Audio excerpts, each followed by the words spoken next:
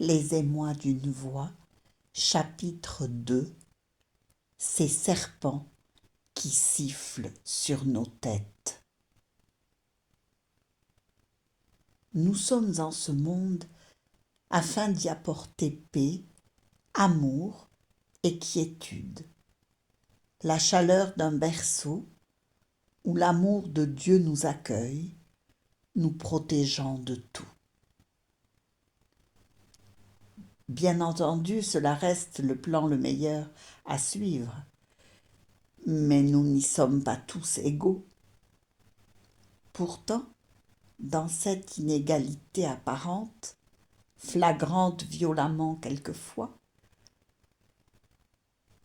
nous avons à en tirer des enseignements. Non pas une punition du Dieu vengeur, mais des injonctions meilleures par un Dieu d'amour inconditionnel envers ses créatures. Ici, j'écris et je prie pour ne pas hurler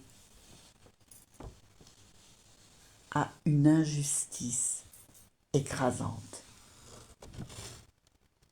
Aide-toi, le ciel t'aidera, mais tout d'abord prends-toi en main. Et surtout pense bien que tu peux avoir une autre perspective. Prier pour te faire aider et être entendu.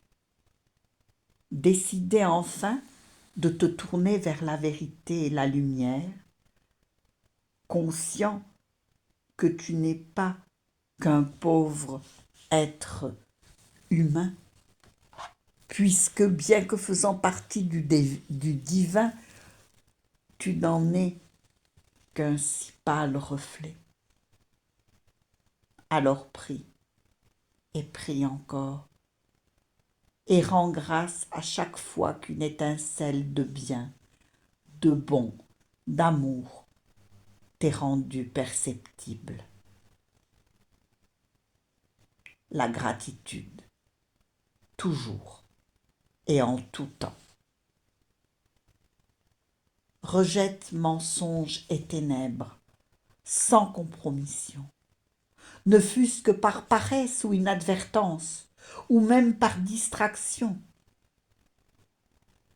Car le mal est toujours là, présent, séduisant, tellement séduisant, et tapi dans l'ombre.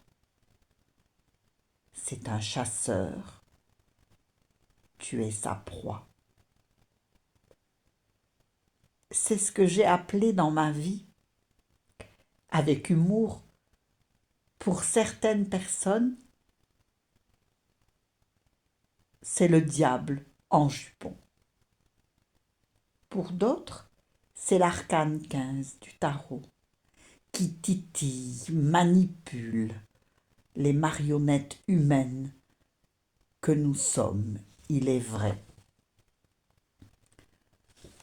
mais nous tient en laisse et a attaché nos mains dans le dos, coupables sans aucun doute d'être tournés vers le Très-Haut. Alors ce diable d'homme, mi-femme, revêt tous les atours pour nous tourner la tête et nous détourner d'un droit et juste chemin, celui que seul Dieu a choisi pour nous. Le diable est un pervers narcissique si l'on voulait l'exprimer avec la terminologie du moment, avec les dégâts physiques, psychiques et spirituels que chacune de ses victimes, à sa façon, va encourir. C'est également cet œil de velours, ces paroles mielleuses de flatterie extrême que tous un jour ou l'autre, avons rêvé d'entendre. Ce diable rentre par la fenêtre des failles de notre maison intérieure et ressort par la porte d'entrée, une fois son forfait perpétré. Il laisse ses victimes quelquefois heureuses du pacte ainsi institué. Souvent violées aussi dans leur intimité, le corps et le cœur lourds.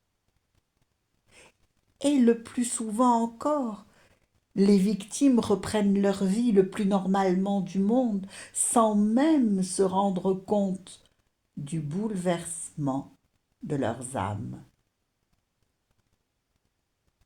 Une pomme se soucie-t-elle du ver qui est dans son fruit? Les plus langoureux, amoureux, pétris de bons sentiments, même des hommes de foi, de loi, des dirigeants portent ce masque que nul ne peut percevoir et que seules leurs actions désignent. Pourquoi se préoccuper alors d'attaques de petits hommes verts qui investiraient abusivement notre planète, au lieu de ne pas prendre garde à ce sourire insistant, à cette poignée de main trop marquée, à cette accolade inappropriée et à ces doux noms d'amis, amis, frères ou sœurs de pacotille, de je vous ai compris, synonyme de je vais donc vous trahir. La parole inaugure, la parole crée, la parole nous ouvre des perspectives, juste par le simple fait d'une parole prononcée. Soyez prudents en ouvrant votre porte, au propre comme au figuré.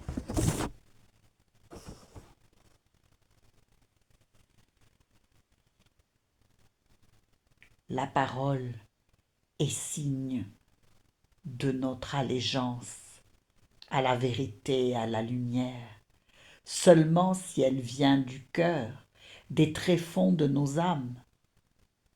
Sinon, cette parole mauvaise brouille les esprits, conduit aux querelles qui elles-mêmes nous conduisent ensuite à des ruptures fatales. Œuvre du malin qui de son côté s'en lave les mains. Oui à une parole créatrice, fondatrice, fédératrice, comme un ainsi soit-il qui ponctue toute prière. Non à ce venin, cette bave qui sort de la bouche du serpent, comme dans le désert, prêt à tout pour arriver à ses fins.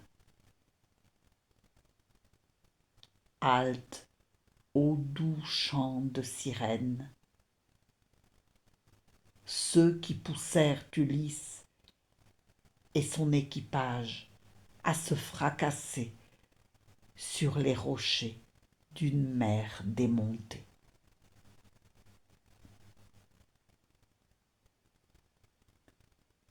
Je déclare enfin que la bénédiction de l'Éternel est sur moi. J'ai une destinée et un plan pour ma vie, plan de bonheur et de paix que Dieu a prévu.